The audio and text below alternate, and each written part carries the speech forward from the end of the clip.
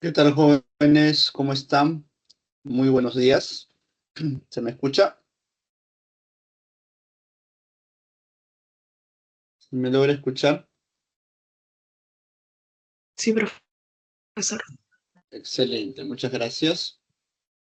Bueno, esperando que se encuentren todos bien, vamos a dar inicio a nuestra clase de Geografía y Cívica.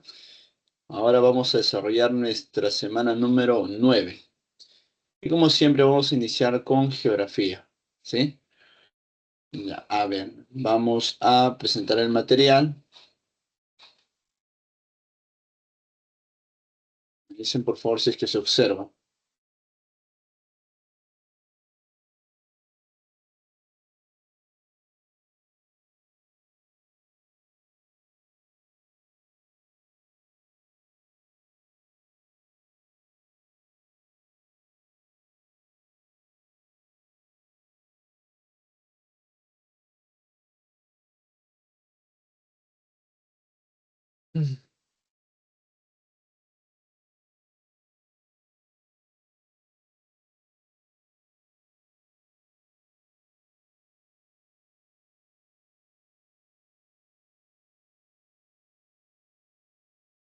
¿Todavía no se observa?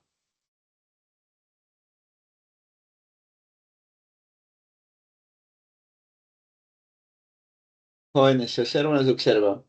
Avísenme por favor porque pasan los minutos y los perjudicados son ustedes porque voy a tener que correr en la explicación. Ya hemos perdido 5 minutos. Quisiera saber si se observa. Sí, se observa, profesor. Ya saben, ustedes deben de responder, de alguna manera ayudar, porque yo puedo iniciar mi clase y de repente no se ve. Y al final cuando avance y no se ve, me dicen tardíamente, perdemos minutos. Y bueno, como le digo, los perjudicados son ustedes. Pues la idea es que todos los profesores deben de acabar todos los puntos del temario. Entonces, si ustedes no me avisan, voy a tener que correr, pues si eso les va a perjudicar a ustedes. Así que solamente les hago de conocimiento, chicos, que siempre tienen que estar ahí atentos a la clase. A ver, entonces empezamos. Bueno, en esta oportunidad vamos a hablar sobre el tema de los biomas y lo primero que vamos a hacer es definir qué cosa es un ecosistema, ¿sí? Y qué cosa es una biodiversidad. Cuando hablamos de biodiversidad, vida, diversidad, variedad. Biodiversidad, entonces, ¿qué sería? Variedad de vidas, diversidad de vidas. En el planeta nosotros tenemos diversas formas de vida. Por ejemplo, una forma de vida es como viven los camellos, ¿no? Los camellos en el desierto viven de alguna manera muy distinta a los osos polares. Entonces, los camellos y su espacio que los rodea, los camellos y su hábitat, están dentro o muestran un estilo de vida distinto a los osos polares que viven en el Ártico. Entonces, ahí tenemos dos tipos de vidas distintas. Esos dos tipos de vidas distintos que se presentan se llama ecosistema, ¿sí? El ecosistema son espacios de vidas distintos. Ahora, tenemos ecosistemas grandes y pequeños. Por ejemplo, un desierto puede ser un ecosistema, la Amazonía es un ecosistema, un charco de lodo es un ecosistema. ¿Por qué? Porque dentro de ese charco de lodo hay un tipo de vida en particular, ¿sí?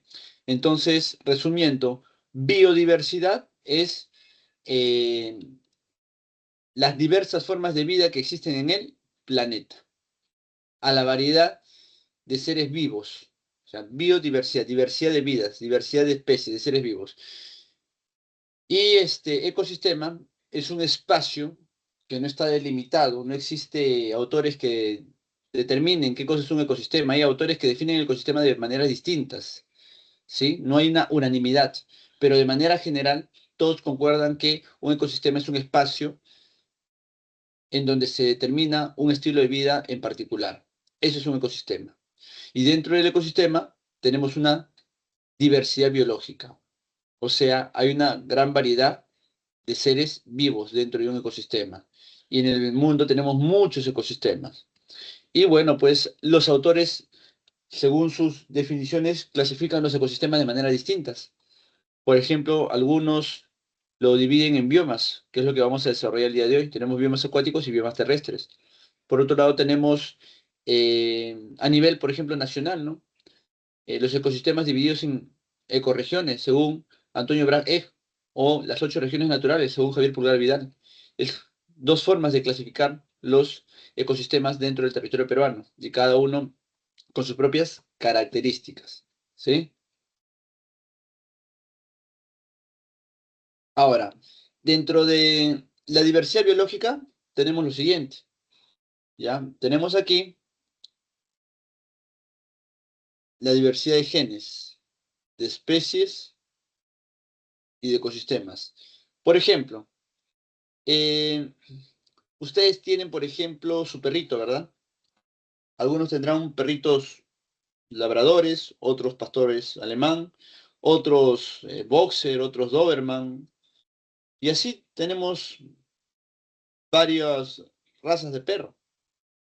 Algunos tienen raza única, ¿no? Entonces, todos los perros son de la misma especie,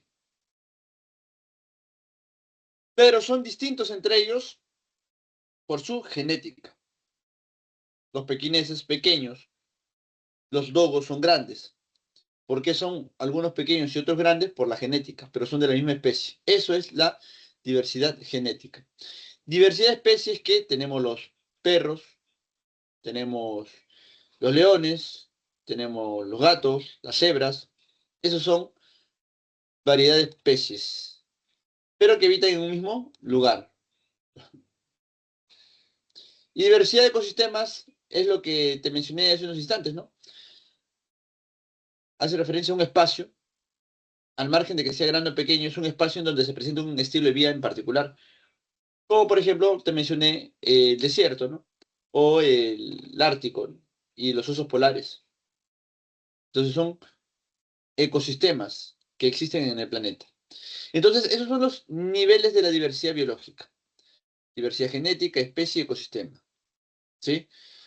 Entonces, ya hemos explicado qué cosa es la diversidad biológica o biodiversidad. Vendría a ser la variedad de seres vivos que hay en el planeta y hay un montón de variedad. Dentro de ellos están también los seres humanos. Los ecosistemas es cómo se presentan en ciertos espacios del planeta, estilos de vida en particular, pueden ser espacios grandes o pequeños, en donde dentro de este espacio se presenta un estilo de vida en particular, producto de la interacción del ser vivo con su entorno, en donde el ecosistema tiene dentro de ellos biológica, diversidad biológica que se relaciona con su entorno. Ahí tenemos especies justamente y su hábitat. Justamente la especie tiene su hábitat y su hábitat le permite que dicha especie se desarrolle, ¿no? Y todo eso forma el ecosistema. Por ejemplo, el hábitat de los osos polares son lugares fríos, y esos lugares fríos, que es su hábitat, conforman su ecosistema. Y ese oso polar, junto con otras especies que hay por ahí, son parte de la diversidad biológica que hay dentro de ese ecosistema. Ecosistema, en este caso, terrestre. ¿Está claro? Hay ecosistemas acuáticos también. Y bueno, que hemos visto los niveles de diversidad biológica y ahora vamos a hablar justamente sobre los ecosistemas, pero clasificado en biomas. En el mundo se habla de biomas y en total tenemos por un lado biomas terrestres y por otro lado biomas acuáticos. Los biomas terrestres se han tipificado según su vegetación dominante y la latitud, tipo de vegetación que existe y la latitud, cercanía respecto al Ecuador. Los biomas que vamos a mencionar, los biomas terrestres que vamos a mencionar, son los siguientes, ¿no? Estos son los tipos de biomas, tomando en cuenta, en este caso, muy aparte de su vegetación y latitud, el clima. Vamos a hablar de los biomas cálidos, seco, templado, fríos. Hay dos cálidos, dos templados y dos fríos. Y un seco. En total son 7 biomas. Ahora, la distribución de los biomas depende fundamentalmente del clima. ¿Y eso qué implica? El clima implica la energía solar que hay, las temperaturas, las lluvias, y eso pues influye en la presencia de la flora y también de la fauna. Otros factores también pues es el relieve y la altitud, la altura y el tipo de relieve, ¿no? ¿Sí? cómo es el relieve, si hay vegetación, no hay vegetación, y la altitud, si hay altura, bueno, menos temperatura, y eso sería, digamos, un tipo de bioma frío, pues, ¿no? Vamos a abordar nosotros el día de hoy estos 7 biomas, ¿sí? Y empezamos a hablar del bioma bosque tropical. Hay un montón de información, ¿ya? Pero lo que se debe buscar, como en este caso los profesores, es una forma como toda esta información puedas recordarlo sin memorizar. Y para ello debes buscar estrategias, ¿no? Bueno, yo siempre recomiendo que cuando se habla del bosque tropical y te olvidas qué cosa es el bosque tropical, tú simplemente debes de recordar la Amazonía peruana, la selva peruana, la selva baja peruana, o toda la Amazonía en Sudamérica. La Amazonía es un ejemplo de un bosque tropical. Y cuando tú recuerdas a la Amazonía, sin ver lo que está acá, sin ver esto, cuando tú te acuerdas de la Amazonía, ¿qué es lo que se te viene a la mente? La Amazonía es un lugar lleno de vegetación. Ahora, ¿vegetación de qué tipo? ¿Lleno de pasto? No, lleno de árboles. Un lugar llano, con un montón de árboles juntitos, unos al costado de otro, lo que genera que desde arriba no se note nada de la superficie, ya que la parte alta de los árboles, sus hojas, todo como están juntas, ¿no? Los árboles también están juntos, pues, la parte pomposa de los árboles, ¿no? De tal manera que impide que uno vea a través de ellos, ¿ya? Eso es lo que uno recuerda de la selva, ¿no? También recuerdas que hay bastantes lluvias, altas temperaturas, es fresco, hay humedad por la vegetación que transpira y el mismo río. ¿Y qué hay en la Amazonía respecto a la flora y la fauna? Un montón de especies. Es más, sabemos que la Amazonía contiene la mayor diversidad de flora y fauna del planeta. Ahora, también sabemos que la Amazonía, ¿no? Y en el caso del Perú, para usar este ejemplo de manera muy práctica, en el Perú sabemos, si alguien te dice, oye, ¿cuáles los problemas que está enfrentando hoy en día la Amazonía en nuestro país? Bueno, pues es la deforestación principal causante de la destrucción de la Amazonía, la deforestación. Pero esa deforestación, ¿por qué se da?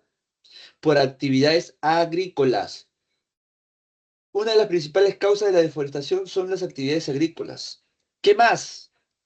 La contaminación también se da, muy aparte de la deforestación por fines agrícolas, también en la Amazonía, debido a diferentes actividades como la minera, entre otros, el hombre contamina el agua, el suelo. ¿Sí? Entonces, al mismo tiempo también la minería deforesta. ¿Sí? Entonces, con lo que acabamos de mencionar, ya puedes recordar todas las características del bioma bosque tropical. Como hemos dicho hace un instante,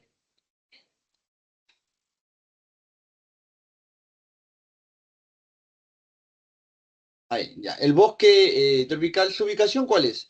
Sabemos que está cerca de la línea ecuatorial, por eso es que tiene altas temperaturas, está entre los 0 a 10 grados de latitud norte y sur, ahí está toda la Amazonía, ¿ya?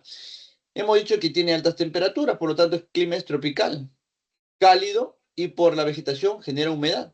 La temperatura promedio es 28 grados. Precipitaciones de 2000 mililitros anuales. O sea, hay fuertes lluvias, pues, ¿no? Eso lo sabemos en la Amazonía. Es tropical, fuertes lluvias, cerca al Ecuador. Hemos dicho también que acá se presenta la mayor diversidad de flora y la mayor diversidad de fauna. ¿Y la acción del hombre qué hace? Destruye la Amazonía, destruye el hábitat por actividad agrícola. Mala práctica, pues, ¿no? También lo contamina el agua y el suelo por la actividad minera y también la extracción de petróleo. Y por último, actividad forestal, la silvicultura.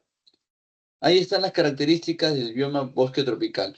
Describiendo la Amazonía, he descrito las características del bioma bosque tropical, ya que la Amazonía es un ejemplo de un bosque tropical. Hasta ahí, jóvenes, ¿está claro?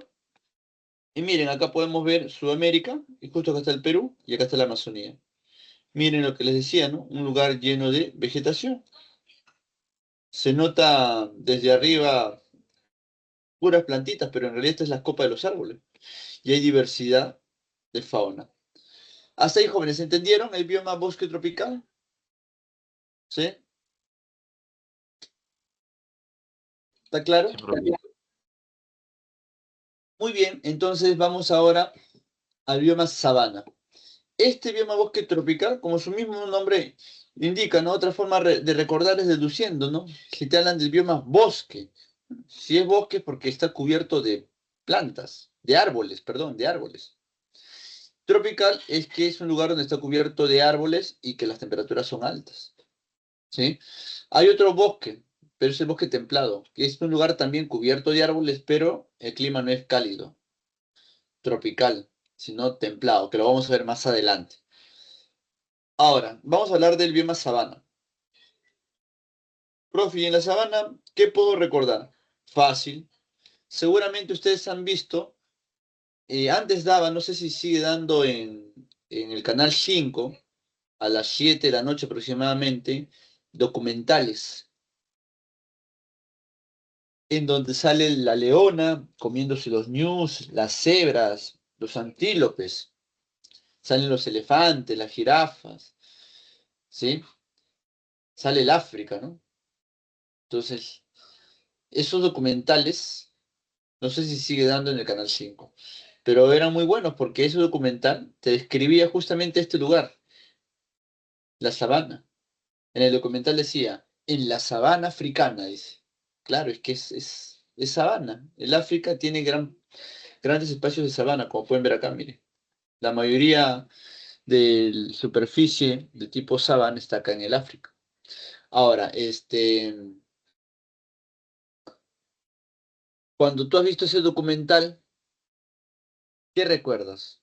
Cuando has visto el documental de la sabana africana, tú has visto cómo interactúan, ¿no? Los animalitos, cómo las leonas, los leones para sobrevivir deben de comer pues a especies herbívoras, ¿ya? Pero estas especies herbívoras obviamente comen vegetación, pero hay temporadas en donde la vegetación no hay. ¿Y qué tienen que hacer? Buscar, migrar. Van de un lugar a otro en busca de comida. Sabemos que en la sabana, en el documental, los animalitos buscan comida y caminan muchos kilómetros. La sabana presenta árboles, sí, pero no como en la Amazonía. Presenta árboles que son escasos y están dispersos, alejados unos de otros, como podemos ver acá en la imagen. Mira, acá hay un arbolito al fondo, acá más al fondo hay otro arbolito y acá adelante hay otro. ¿Sí? Entonces, hay árboles, sí, pero dispersos. Y el árbol más característico de la sabana africana es el famoso baobab, que es la que tú estás viendo ahí. Entonces, hay vegetación escasa. Hay pastos, sí hay pastos de gran altitud. Acá el pasto crece hasta los 3 metros y justamente es el alimento de los herbívoros. Ahora, lluvias, según el documental, si tú lo has visto, vas a recordar que hay momentos de lluvia y momentos de escasez. Cuando hay momentos de lluvia, ¿qué sucede? Aquellos estanques de agua que hay en el África se vuelven a llenar. La vegetación que se perdió comienza de nuevo a aflorar, a crecer, durante toda la temporada de lluvia. Una vez de haber pasado esta temporada de lluvia, viene la temporada de sequía, de escasez. Y ante esa temporada de escasez, ¿qué es lo que sucede? Los animalitos viven de el agua que está en los estanques y también del pasto que cubre todo el suelo. De eso viven los animalitos.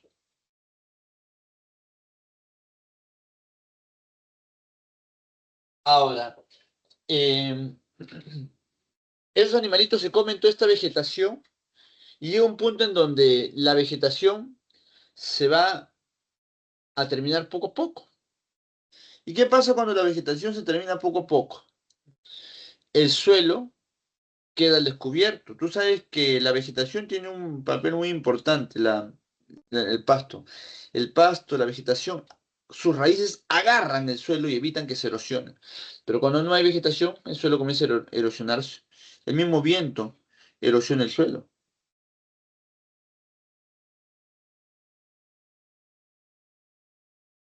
¿Y eso qué afecta? Afecta a la actividad agrícola, ya que, la misma fertilidad del suelo en realidad, porque ese suelo, la capa superior se comienza a erosionar, que es la capa fértil, y se queda la capa inferior, y ahí es más difícil que crezca de nuevo vegetación. Entonces, este, de esa manera viven los animalitos en la sabana. Entonces, concluyendo lo que hemos venido mencionando, ¿no? Lo otro también es que la sabana, para que tenga temperaturas cálidas, debe estar cerca al Ecuador. Por eso es que la ubicación de la sabana está entre los 15 y 25 grados de latitud norte y sur. En el caso del bioma bosque tropical era de 0 a 10, latitud norte y sur. En la sabana de 15 a 25, latitud norte y sur. Ahora, ya hemos dicho que las temperaturas son altas, superiores a los 25 grados.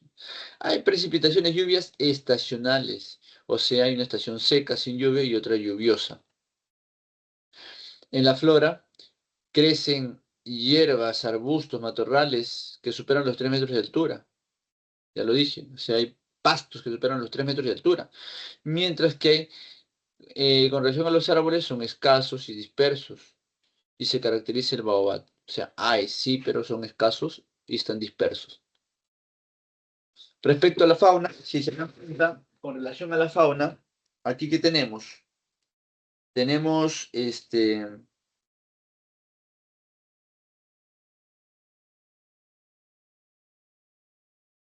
a los mamíferos más grandes del planeta, están viviendo aquí.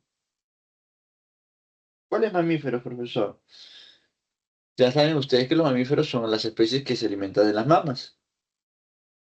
En ese sentido tenemos a este, la jirafita, las cebras, los ñus,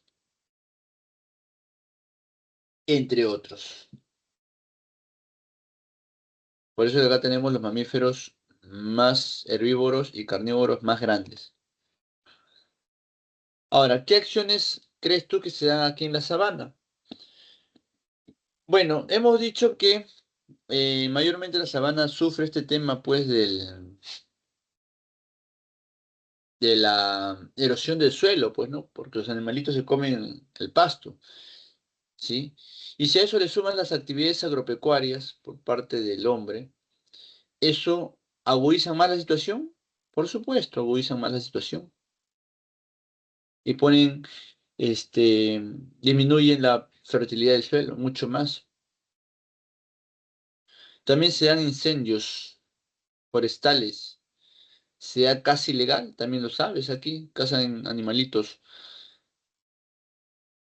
Hay algunos lugares que se permite la caza, pero de algunas especies. En otros, y si tú cazas otras especies, eres castigado, ¿no? Hay lugares, países que más bien han prohibido la caza, pues, ¿no? Debido a que hay muchas especies que están en peligro de extinción. El sobrepastoreo también es un peligro, ¿no? O sea, si tú tienes tus animalitos y generas un pastoreo excesivo de ellos, eso genera un mayor perjuicio, ¿no? Para esos suelos. Muy bien, eso sería la sabana. Vamos ahora a hablar del bioma desierto, ¿sí?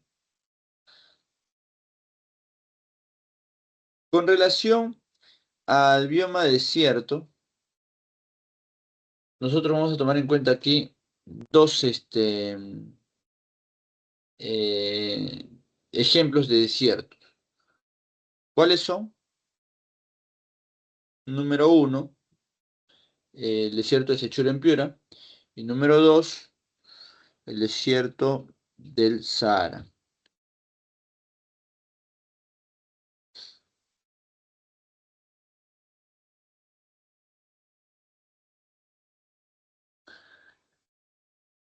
Ahora, profesor, pero ¿por qué dos desiertos? ¿Por qué no solamente uno? Lo que pasa es que hay diferencias, jóvenes, entre un desierto y otro. En el caso del desierto de Sechura, aquí en Piura, hay, por ejemplo, en la temperatura, un cambio entre el día y la noche que no es muy brusco. Sin embargo, en el Sahara, el cambio de temperatura entre el día y la noche, en algunos lugares, es muy abrupto. O sea, hace un cambio brusco de temperatura entre el día y la noche.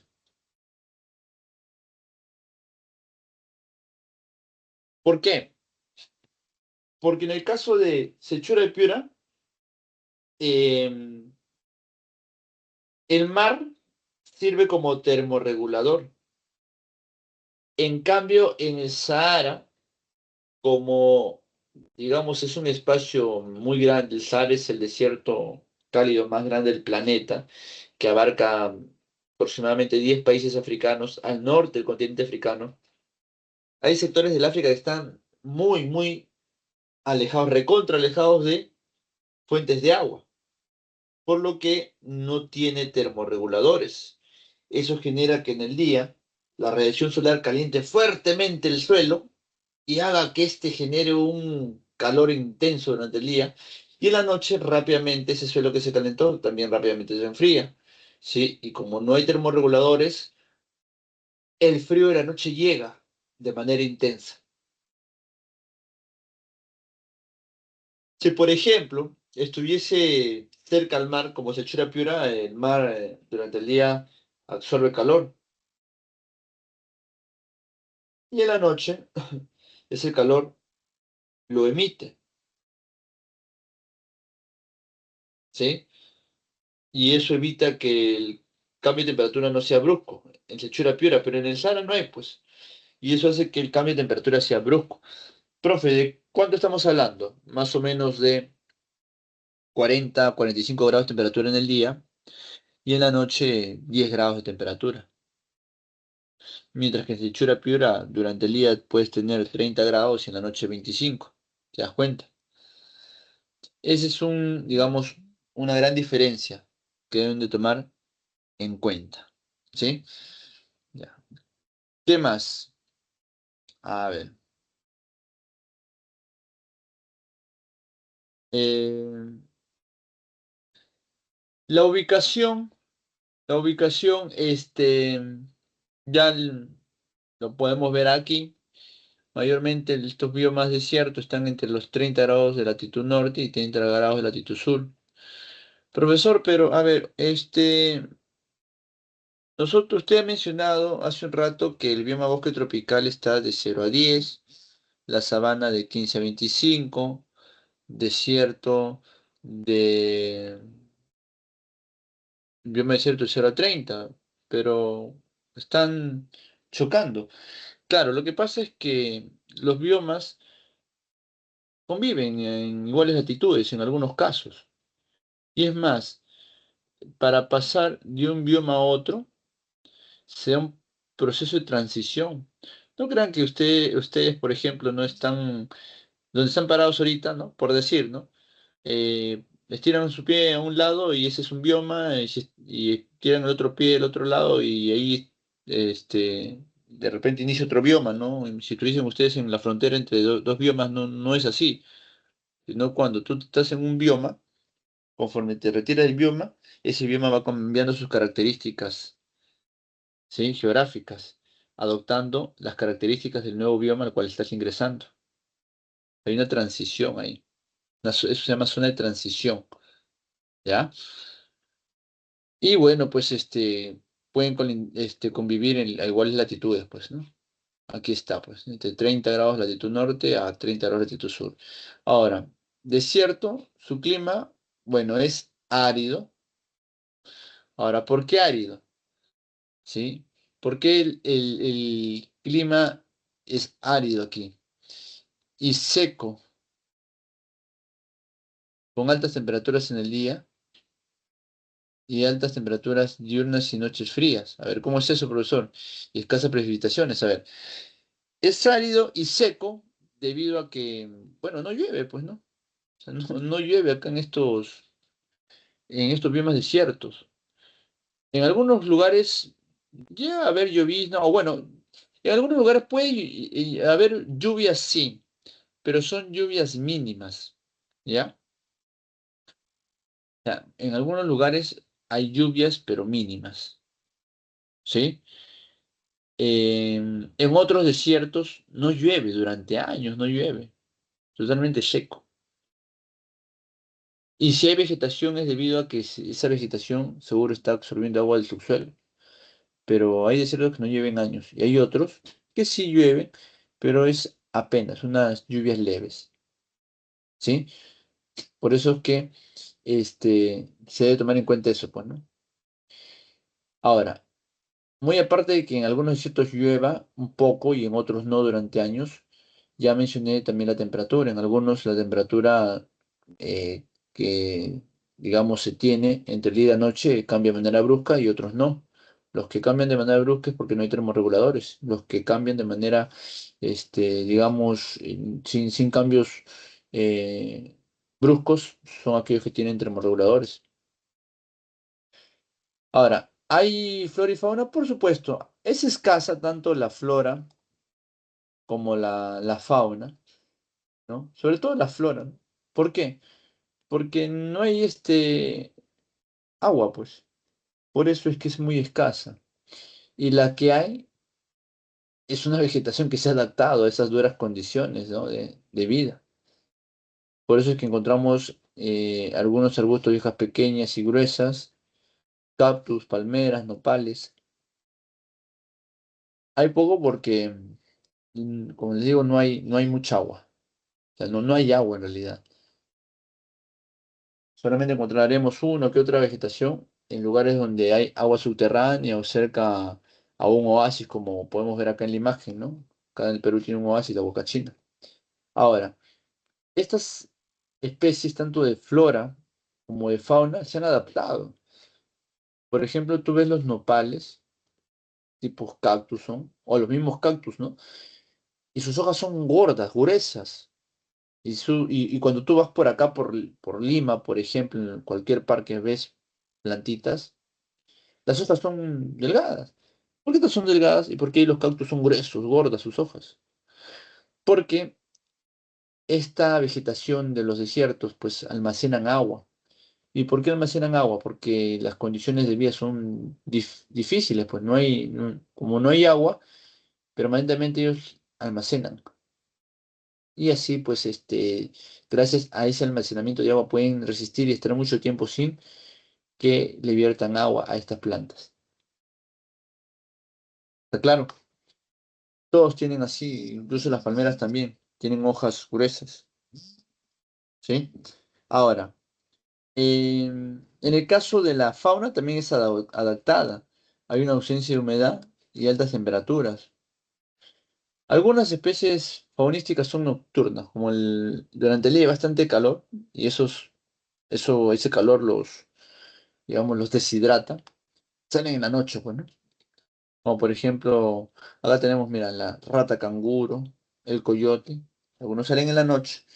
Otros están durante el día, pero la mayoría están en la noche en realidad aquí en la fauna, debido a que las temperaturas son muy altas, son fuertes, ¿no? Y incluso calienta bastante la arena y quema la arena, les duele sus patitas, ¿no? Es como cuando vamos a la playa y les dije en alguna oportunidad, ¿no?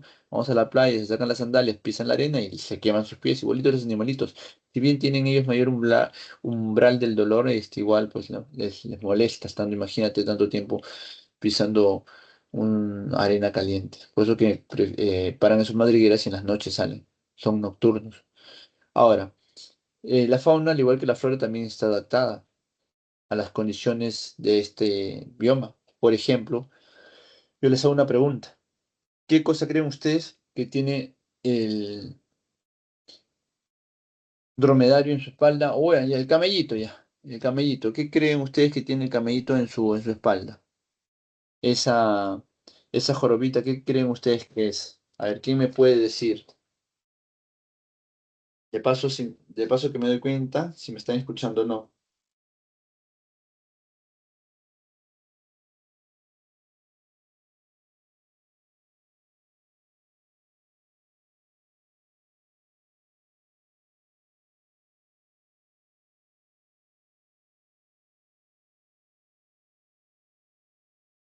¿Nadie?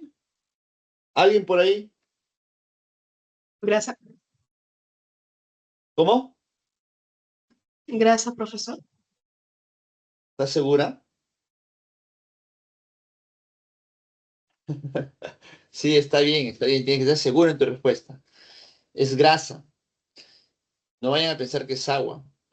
Mayormente cuando pregunto, muchos me dicen agua. Y de repente algunos de ustedes por aquí también se les habrá ocurrido que, que es agua. Pero no, no es agua.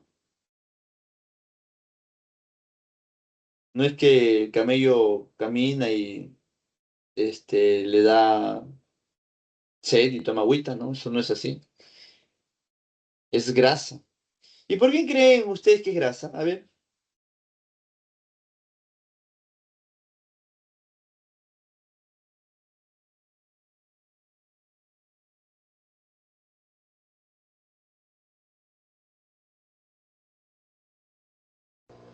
Porque es fuente de energía. Fuente de energía, ya. ¿Y por qué no, no sé, pues, otro tipo de aparte de las grasas, ¿cómo se llama? Otro tipo de carbohidratos, ¿no? ¿Saben por qué grasa? Ya para no hacerla muy larga. Es que la grasa, ustedes saben, jóvenes, que se demora mucho más en poder ser eh, procesado por el organismo. Ustedes saben que cuando uno hace ejercicio se dan las proteínas, ¿no? Pero las grasas van quedando, pues, ¿no? La grasa es lo que se quema último, lo que se procesa último. Igual aquí, queda esa grasa acumulada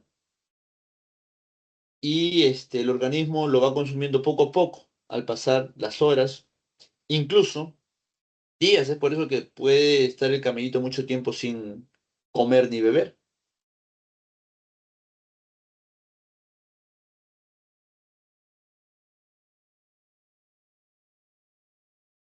Entonces, jóvenes, así como han visto en el caso del camello, como no hay vegetación en abundancia, cuando come acumula pues grasa.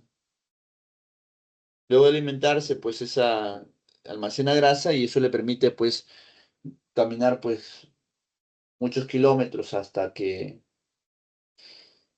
encuentren nuevo alimento. Ahora, ese es digamos, un ejemplo de cómo se ha adaptado el camello, pero no es lo único, ¿ah? ¿Ustedes han visto las pezuñas del camello? No son como la de las vacas, los toros. La vaca y los toros tienen unas pezuñitas así, en dos pezuñitas, que si estuviesen caminando en la arena, se hundirían sus pezuñas. En cambio, el camello, tú has visto el camello corre, ¿verdad? Yo te pregunto, tú, mira, nosotros, ¿ah? Que nosotros ni siquiera tenemos pezuñas como las vacas o los toros y pesamos menos. Y a pesar de eso, se nos complica correr en la arena, ¿verdad? Imagínate el camello puede correr. ¿Por qué? Porque sus pezuñitas, la parte inferior, tiene forma de plato, que impide que se hunda, ¿no? Las pezuñas en la arena y pueda correr. Esa es otra característica más, otro ejemplo más de la adaptación de este camellito al entorno. Entonces, conclusión, la flora y la fauna es adaptada. Ahora, ¿qué acciones del hombre se da en este bioma desierto? Obviamente, vivir en un desierto es difícil colonizar, difícil vivir, ¿no? Pero no quiere decir que nadie lo habite, sí, hay gente habitando los desiertos, esos son los pastores seminómadas. Hay grupos de personas que viven en desiertos y se trasladan de un lugar a otro, de punto en punto, son seminómadas, saben dónde hay agua, alimento, ¿no? Caminan kilómetros, luego arman su tienda, están un tiempo y luego continúan y así viven. Pero de por sí es difícil colonizar, pues, ¿no? Difícil vivir. Es una acción del hombre, difícil vivir. Dos, es que en los desiertos se da la explotación minera y petrolera, incluso gasífera. Hay muchos recursos, hidrocarburos en los desiertos. Y por último, encontramos oasis, como, que es un oasis como la Huacachina que hay en el Perú. Y ahí se realiza la agricultura de cereales, con tecnología hidráulica.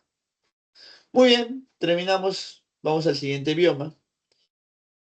Pasamos al bioma pradera.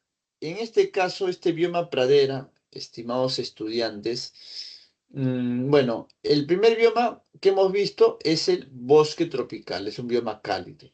Luego hemos hablado de la sabana, que es un bioma también cálido. Luego del desierto, es un bioma seco. Cálido sí, pero seco porque aquí no hay lluvias. Apenas, o sea, en algunos desiertos hay lluvias, pero leves, y en otros lugares no llueve durante años. O sea, de manera general es seco el ambiente. Además, al margen también de las lluvias, que no se dan, y en algunos lugares de vez en cuando, no hay vegetación. La vegetación genera la humedad, así como en la Amazonía. Y como no hay mucha vegetación, por eso es que el desierto es seco. Ahora, vamos a hablar de los biomas templados.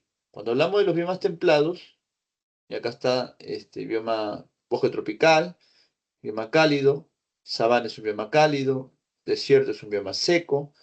Y ahora vamos a hablar de la pradera, que es un bioma templado. Por eso va entre los 30 a 50 grados de latitud norte y sur. Al igual que el bosque templado, que el mismo nombre ya te va indicando, el cual está entre los 30 a 50 grados de latitud norte y sur. Ahora, si te das cuenta, de 30 a 50 grados, tanto el bosque templado, por eso es templado ¿no? Y también la pradera, 30 a 50 grados. Te pregunto, tomando en cuenta las latitudes, cuando hablamos a nivel mundial, ¿no? ¿Dónde se da, pues, eh, los climas, en este caso? A ver, cuando nosotros habíamos hecho el tema de líneas imaginarias, ¿te acuerdas que habíamos colocado algunos paralelos base? El Ecuador, los trópicos y los círculos polares. Te dije que el Ecuador a los trópicos hay calor todo el año, pero entre los trópicos y los círculos polares es por temporada, verano, invierno, y que justo está dentro de los 30 50 grados de latitud norte y sur, que dicho sea de paso, a nivel de biomas, son climas cálidos porque van a tener temporadas de frío y temporadas de calor. En cambio, en el bosque tropical es puro calor. Sabana, puro calor. Desierto también es calor, salvo aquellos que tienen cambio brusco de temperatura, pero es debido a la noche que se da y a que no hay termorreguladores. Pero en cambio, las praderas y los bosques templados son climas templados debido a que va a haber tiempos de calor y tiempos de frío. Ahora, en el caso de la pradera, ¿qué es una pradera? Es una superficie de suelo cubierto de vegetación. ¿De qué tipo de vegetación? Para ser más específicos, pasto. Es tipos de pasto. Algunos le llaman pradera y estepa. ¿Ya? Entonces ya está la ubicación de 30 a 50 grados de latitud norte y sur. Clima, ya sabes que es templado. ¿Sí? Es templado la pradera. En donde tenemos pues un verano con temperatura promedio de 20 grados e inviernos que son fríos. Precipitaciones de mayo a diciembre va a haber, precipitaciones intermedias. Ahora, respecto a la flora, tenemos las mismas praderas con gramíneas perennes y otras herbáceas. Hay escasos arbustos, todo está cubierto de praderas, hay también estepas, ¿no? Con hierbas bajas, ¿sí? Entonces, estos son, digamos, eh, las praderas son como decir tipo de pastos, algo así. O sea, son vegetaciones pequeñas. Ahora, con relación a la fauna, no vamos a resaltar nada aquí. Hay especies propias del lugar. Tenemos, por ejemplo, las vizcachas, ¿no? Canguritos, cebras, jirafas. Ahora, ¿qué acción del hombre se da sobre la pradera? Si es una superficie cubierta de pasto, ¿qué podría hacer el hombre de manera negativa? Destruir ese pasto. ¿Y de qué manera lo destruye? Promoviendo el sobrepastoreo. Tiene su ganado, lo lleva al pasto y se lo comen todo el pasto. De comerse todo el pasto, queda el suelo expuesto a la superficie, queda expuesto a las, digamos, a la intemperie, ¿no? Y producto, pues, de viento, presencia de agua, entre otras razones, ese suelo, que ya no tiene vegetación, comienza a ser erosionado, pues. Y si se erosiona, pues el suelo pierde su productividad, porque no se olviden que la primera capa del suelo es la que tiene fertilidad. Por eso el sobrepastoreo es negativo, pues, ¿no? El sobrepastoreo. Em, Profe, entonces no se puede criar ganado, sí, pero tienes que saber parcelar el suelo, hacer que tu ganado coma el pasto durante un tiempo prudente, luego lo llevas a otro lugar para que ese primer espacio en donde comió dicha vegetación vuelva a crecer y se vuelva a restablecer, ¿no? Y así vas jugando con el suelo, eso es parcelar el suelo. Así como la rotación de cultivo, algo así también se hace con el pastoreo. Ahora, hay escasas praderas naturales debido a que estas han sido modificadas, destruidas por el hombre, pues el hombre mismo comienza a sembrar pradera, vegetación pequeña, para que no se afecte. Ahora, así como tenemos la pradera de clima templado, en donde la superficie terrestre está cubierto de vegetación, como pueden ver en esta imagen, mira, es una gran superficie terrestre cubierto de pastos y mira, acá hay ganado. Mira, acá también, acá teníamos un ñandú y mira el suelo, cubierto de pasto. Un canguro y mira el suelo, cubierto de pasto, igual la cebra por aquí. En cambio, el siguiente bioma templado es el bosque templado, que a diferencia de la pradera, también es un gran espacio cubierto de vegetación, pero justamente acaba la diferencia. Esa vegetación no es pequeña como la pradera, no es pasto, como en las imágenes que hemos visto aquí, sino que acá es árboles. Por eso es bosque templado. Es árboles, espacio cubierto de árboles. Así como el bosque tropical, ese es el bosque templado. Espacio cubierto de vegetación, pero no de altas temperaturas, sino de espacios en donde la temperatura va a cambiar entre un verano caluroso y un invierno frío. Y eso va a generar, pues, que sea un bosque templado.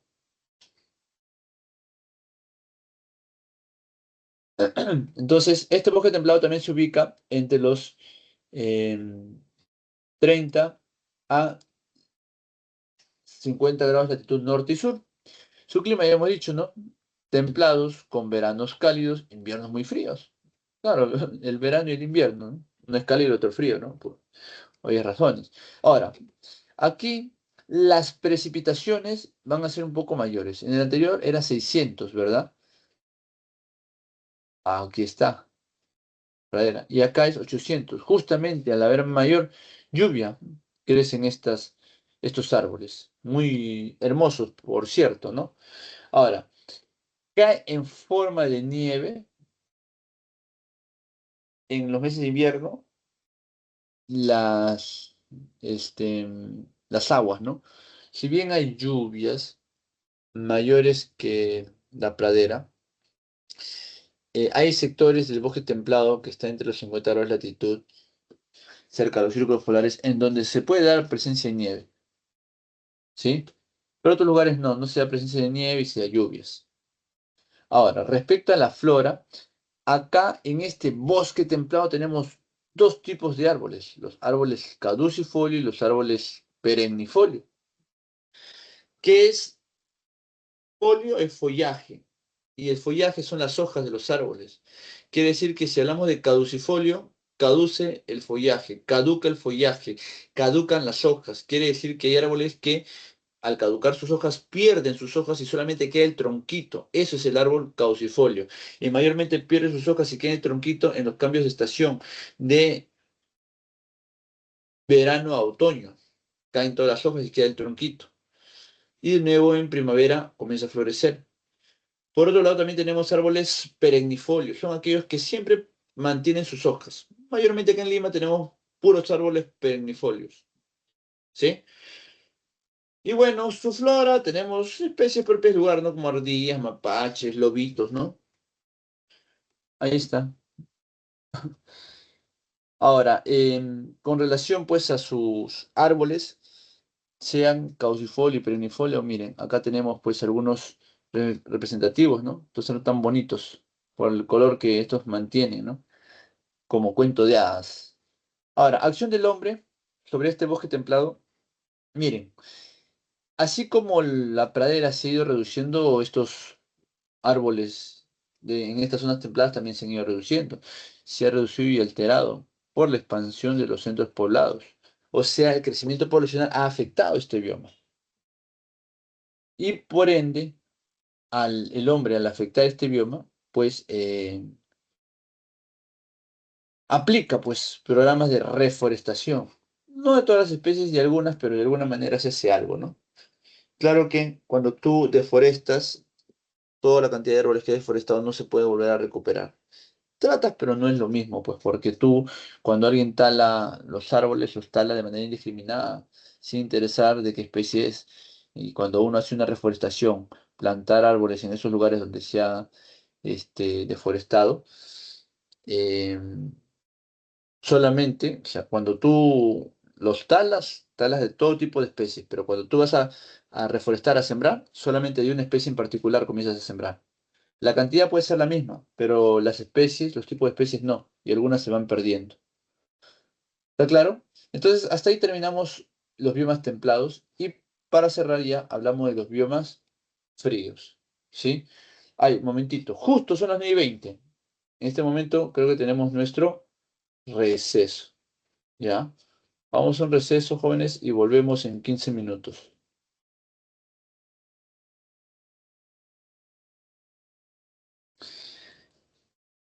Vamos a presentar material. Ujú. Ya, nos quedamos aquí. Ya estamos finalizando los puntos de geografía. Estamos ahorita en el bioma, los dos biomas fríos. Vamos a entrar a hablar de los dos biomas fríos, el taiga y el tundra. Es sencillo, ¿ah? Miren, cuando hablamos del taiga, ¿ya? El taiga y bosque boreal. Este taiga o bosque boreal, ¿sí? O también llamado es, escúchenme, se llama taiga, bosque boreal o bosque de coníferas, ¿ya? En América se le llama bosque de coníferas, en América del Norte. Y taiga en Europa y Asia. Y bosque boreal de manera general. ¿Por qué boreal? Porque es un bosque que solamente está al norte. Boreal es norte. ¿Sí? Entonces, ¿cómo que al norte, profesor? Lo que pasa es que el bioma taiga solamente está en el norte. Está entre los 50, lo voy a subrayar de otro color, acá como esto, está entre los 50 a 60 grados de latitud norte, ¿ya? Ahora, si está entre los 50 a 60 grados, o sea, está cerca al círculo polar, por ende es un clima frío.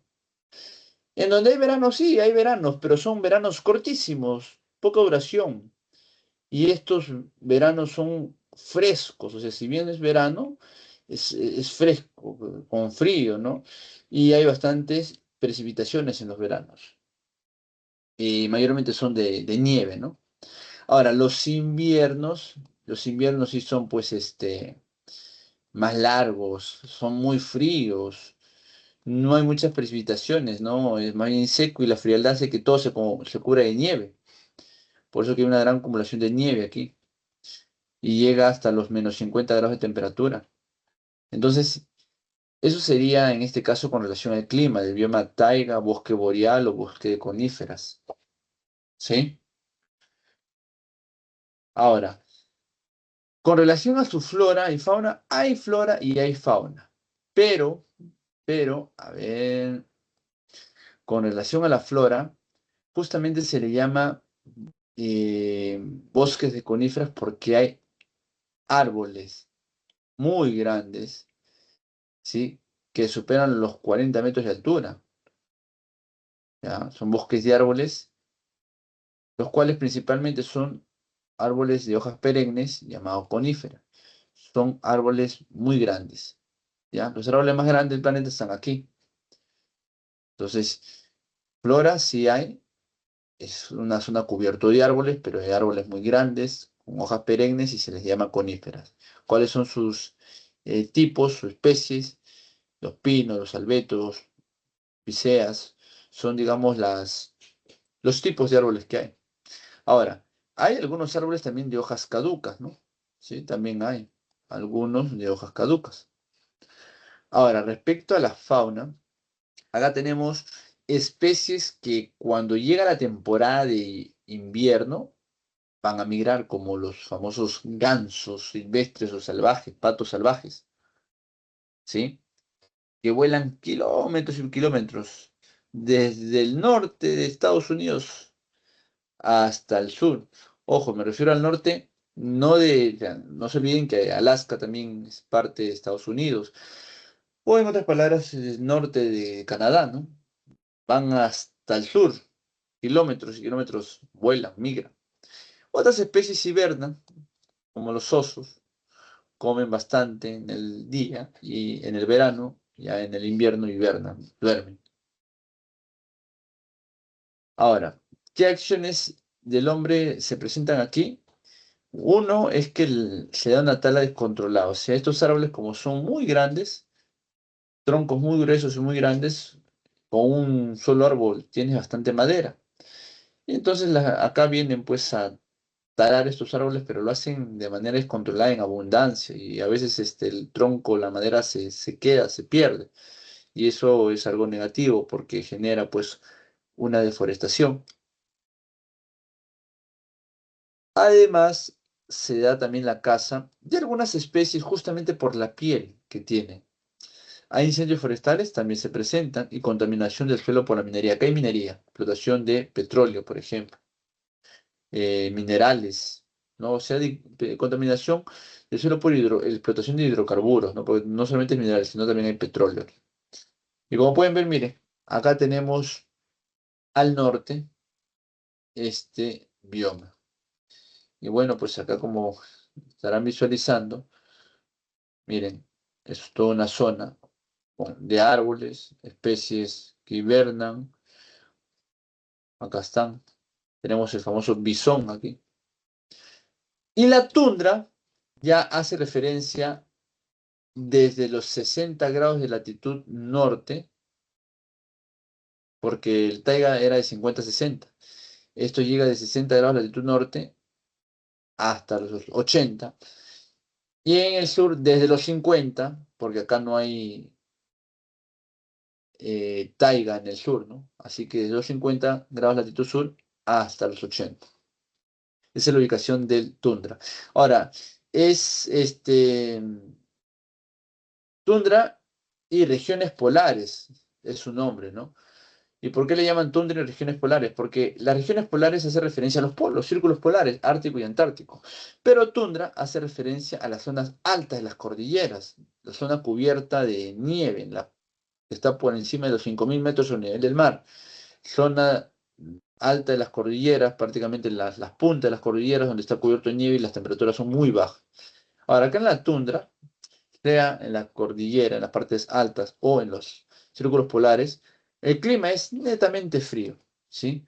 Aquí el clima es totalmente frío, muy frío o gélido en las zonas polares.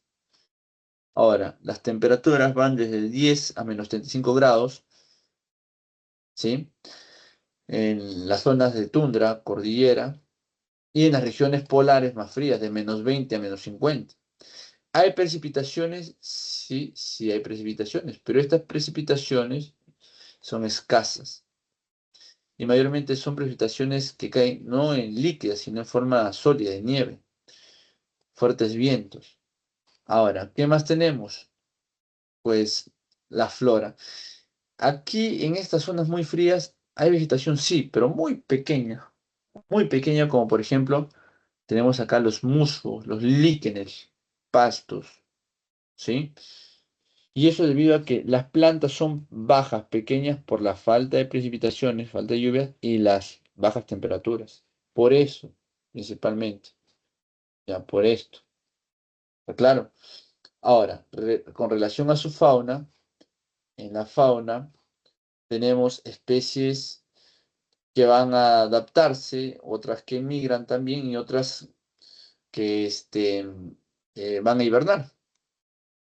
Ahora, ¿qué especies tenemos? Los renos o caribús, los zorros árticos, los lobos, oyes almizcleros, osos polares, varias especies de aves también, tundras alpinas, cabras de montes, ovejas. Ahora, la acción del hombre, tenemos acá la presencia de esquimales, las zonas del Ártico, sea casi ilegal, al igual que el taiga, donde se cazan especies para obtener su piel.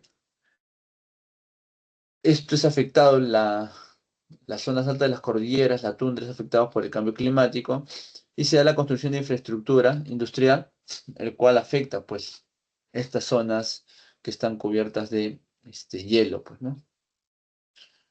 Ahora, estos ecosistemas divididos en biomas a nivel mundial, bueno, son muy importantes. Bueno, es una clasificación, digamos, un poco general, ¿sí? Sí, es una clasificación que hemos básicamente abordado, o sea, los biomas terrestres, porque hay biomas acuáticos, pero hablando de los biomas terrestres, hemos hablado de 7 biomas, una clasificación muy general, pero muy importante, pues, protegerlas, cuidarlas, ya que de estos biomas, de estos ecosistemas, tenemos la diversidad de especies florísticas y faunísticas, recursos que nos va a permitir al hombre poder satisfacer nuestras necesidades, porque gracias a esto tenemos bienes que permiten la satisfacción de necesidades. Entonces, en ese sentido, pues, si bien sabemos que son muy importantes porque permiten nuestra satisfacción de nuestras necesidades, el hombre, pues, a pesar que sabe ello, no, no cuida, ¿no? Estos ecosistemas y realiza acciones más bien desfavorables, ¿no? Que generan pues una depredación de estos recursos de los diversos ecosistemas y eso pues va a generar un perjuicio a largo plazo. Es por eso que en ese sentido, ¿no? La Comisión Mundial sobre el Medio Ambiente y Desarrollo, que estableció la ONU, esta Comisión Mundial, en el año 1987, o sea, hace 37 años atrás, esta comisión, ¿no? Luego de saber pues la situación en la cual pues se encontraba el medio ambiente, ¿sí? Y cómo el hombre satisfacía sus necesidades, pero a consecuencia de una depredación, se va a hacer un estudio y se va a dar un informe, ¿no? Por parte de la Comisión Mundial del Medio Ambiente y Desarrollo, el cual va a estar liderado por Brundtland, ¿no? Este va a dar un informe, ¿no? Que se va a llamar Nuestro Futuro en Común o llamado Informe de Brundtland, en donde dentro del informe se utiliza pues por primera vez el término de desarrollo sostenible, en la cual implica que el desarrollo sostenible, no, valga la redundancia, va a implicar la sostenibilidad de 3 factores muy importantes, cuáles son la sociedad, nuestra economía y el medio ambiente. Son 3 factores fundamentales, dice, ¿no? Tiene que haber un desarrollo sostenible en el tiempo de estos 3 factores, ¿no? Y si se logra ese desarrollo sostenible, ese equilibrio, ¿no? Eso va a permitir garantizar de que nos mantengamos en el tiempo. Si no se logra el desarrollo sostenible, no nos vamos a mantener en el tiempo, debido a que se va a destruir el medio ambiente, va a haber una economía no manejada de manera adecuada y una sociedad que se va a ir destruyendo. Entonces, en su informe nos dice que está en manos de nosotros, en la humanidad, asegurar el desarrollo sostenible, o sea, que estos tres se desarrollen pues de manera armónica. De esa manera, asegurar satisfacer las necesidades del presente. Si nosotros logramos el desarrollo sostenible, logramos satisfacer nuestras necesidades, pero sin comprometer a las futuras generaciones para que satisfagan las suyas. De esa manera, nuestras futuras generaciones puedan también sostenerse y así a través del tiempo. Surge por la preocupación del crecimiento económico sobre la base de la explotación del recurso natural. O sea, ¿por qué se da este informe? ¿Por qué esta comisión se formó y al final dio este informe? Porque había pues un crecimiento económico en el mundo, pero este crecimiento económico se daba a costas de qué? Del medio ambiente. Pero claro, ese crecimiento económico era para tener bienes que satisfagan las necesidades del hombre. Pero acá había un problema, ¿no? Entre la relación del hombre-naturaleza no había una conexión, entonces eso era perjudicial. Es más, esta relación también entre lo económico eh, y el medio ambiente también no era viable, ¿sí? Entonces, en base a ello, se dio este informe y se habló de que entre esos tres factores fundamentales debe haber una sostenibilidad, ¿sí? En donde el hombre, ¿sí? Y el medio ambiente tengan una, digamos, hay una viabilidad. El medio ambiente puede darle recursos a las personas siempre y cuando éste pues cuide el medio ambiente en el tiempo. Porque se pierde, si se destruye el medio ambiente no hay recursos. Si no hay recursos no es viable, ¿sí? La establecimiento pues entre los bienes que se quieran crear y los recursos. O sea, en lo económico, si queremos crear recursos, aquí queremos crear recursos, bienes, en este caso, perdón, si queremos crear bienes, estos bienes se van a poder crear, será viable en la medida que haya recursos en el medio ambiente. Y una vez que haya bienes, estos bienes tienen que ser equitativos a la cantidad de personas, equitativos para todos y no excesivos. Y la sociedad de esa manera puede vivir, pero va a poder vivir siempre y cuando cuide el medio ambiente, por eso es vivible. ¿Está claro? Ahora, principales avances con relación al desarrollo sostenible luego del informe Brundtland, ¿sí? Que se va a dar en 1987. En el 92, en Cumbre de la Tierra, en Río de Janeiro, Brasil, en el 1992, se acuerdan que en esa segunda cumbre se van a adoptar acuerdos, ¿ya? De los cuales se aprobaron tres grandes acuerdos. Uno era este, la Agenda 21. Otro es la Declaración de Ríos sobre el Medio Ambiente y Desarrollo, otro es la Declaración de Principios Relativos a los Bosques. Es más, aparte, acá también se establece la convención, aparte de estos tres grandes acuerdos, se establece una convención, la Convención Marco también, aquí establece la Convención Marco de las Naciones Unidas sobre el Cambio Climático, ¿sí? Pero bueno, de todos ellos nos interesan estos tres que básicamente van a abordar el tema de la sostenibilidad. La Agenda 21 busca que se dé sostenibilidad, cuidado del medio ambiente y desarrollo también, y la Declaración de Principios Relativos a los Bosques también. Luego, más adelante, se va a dar una conferencia en las Naciones Unidas en el 2012, ¿sí? En donde en esa conferencia se va a abordar dos temas principales: la economía verde, en donde se da prioridad al cuidado del medio ambiente, y la erradicación de la pobreza en el marco institucional del desarrollo sostenible. También se da a ver, ratito, también,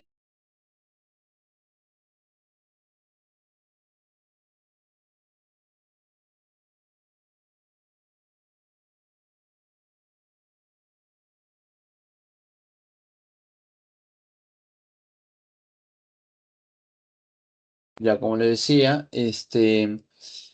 aquí en esta conferencia, dos temas principales: el desarrollo del medio ambiente, el cuidado del medio ambiente como principal economía, la economía verde, porque sin medio ambiente, o sea, hablamos bastante de economía, pero la economía, ¿qué cosa es? Es el medio ambiente. Si cuidamos el medio ambiente, puedes tener recursos y con recursos crear bienes. Y si tienes bienes, generas economía.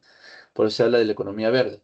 Y aparte, pues, la erradicación de la pobreza y el marco institucional para el desarrollo sostenible. ¿Por qué la erradicación de la pobreza? ¿Cómo erradicas la pobreza?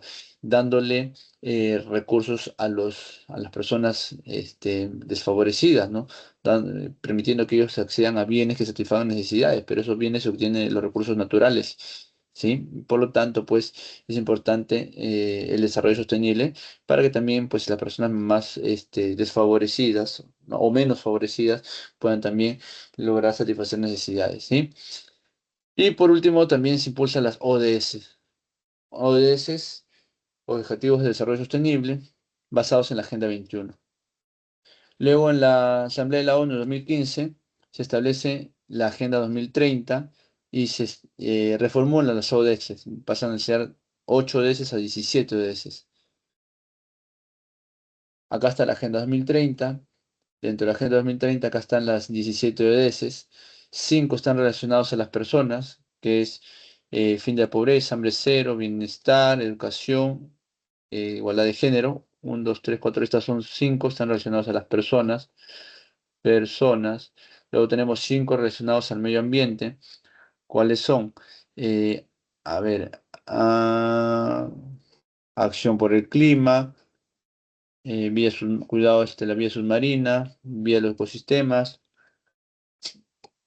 eh, agua limpia y saneamiento y energía asequible y no contaminable.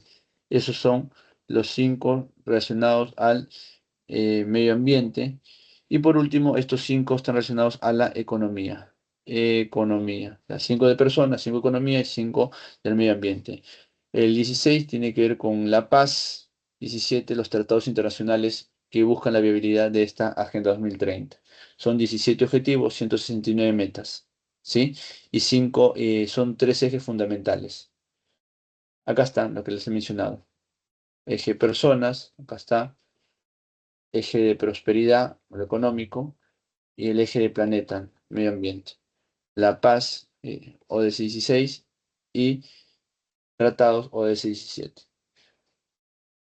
Ahora, estas ODS que se impulsaron a nivel mundial y el Perú se adhirió, y el cual también debe cumplirlas, se introdujo pues en el marco constitucional bajo el liderazgo del CEPLAN, que es el Centro Nacional de Planeamiento Estratégico, acá en el Perú.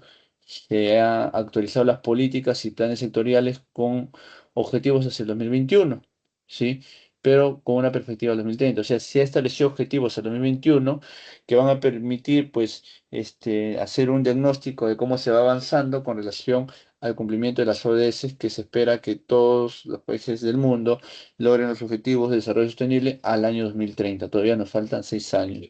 Ahora, en la Constitución, el artículo 66 nos dice que todos los recursos, tanto renovables como no renovables, pertenecen a la nación, a todos los peruanos, pero el Estado es el encargado de aprovecharlo, administrarlo. O sea, por ley orgánica se fijan condiciones de su utilización y su otorgamiento a particulares, ¿no? Hay una ley que deben de cumplirlo, ¿no? Artículo 67 nos dice que el Estado determinan las políticas nacionales del ambiente y promueven el uso sostenible, muy aparte de la administración de los recursos que hablan en el artículo 66. En el artículo 67 nos habla de las políticas que establecen. El artículo 69 nos dice que el Estado aprovecha el desarrollo sostenible tanto de la Amazonía y establece una legislación adecuada. ¿Y por qué exclusivamente hay un artículo relacionado a la Amazonía? Ya que la Amazonía tiene una gran diversidad biológica y es importante no solamente para el Perú, sino para el mundo. Y el artículo 68 establece que es una obligación, que el Estado está obligado a promover la conservación de la diversidad biológica y las áreas naturales protegidas. Por ende, tiene que establecer políticas, ¿no? De cuidado medioambiental, como dicen aquí. Sin embargo, en teoría suena bonito, ¿no? Lamentablemente en la práctica muchas veces no se cumple. Muy bien, jóvenes, con eso estaríamos terminando nuestro cursito de geografía. Aquí les dejo las claves de geografía. Número 1, D de dedo, 12 de casa, 3 E de enano y 4 D de dedo. Muchas gracias, jóvenes. Terminamos con ello geografía y pasamos ahora a educación cívica. Hasta ahí quisiera saber, antes de ello, si todo está claro, por favor, me pueden indicar si está claro o hay alguna duda, alguna inquietud que tengan.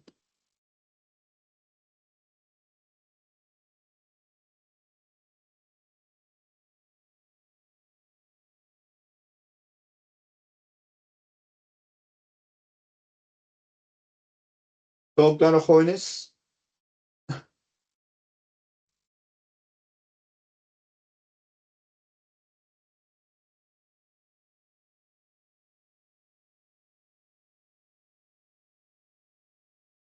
¿Todo claro, jóvenes? No los escucho.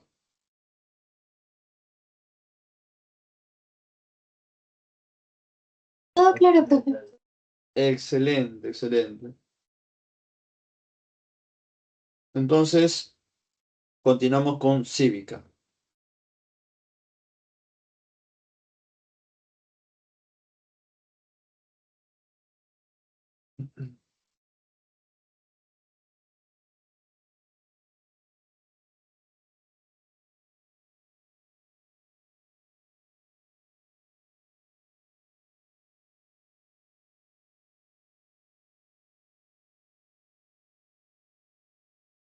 El día de hoy en Cívica vamos a hablar sobre la identidad e interculturalidad. Pero lo primero que vamos a tener que hacer es identificar qué cosa es la identidad. Claro, una cosa, bueno, es hablar de identidad nacional, otro es identidad cultural, pero empecemos hablando de qué cosa es identidad.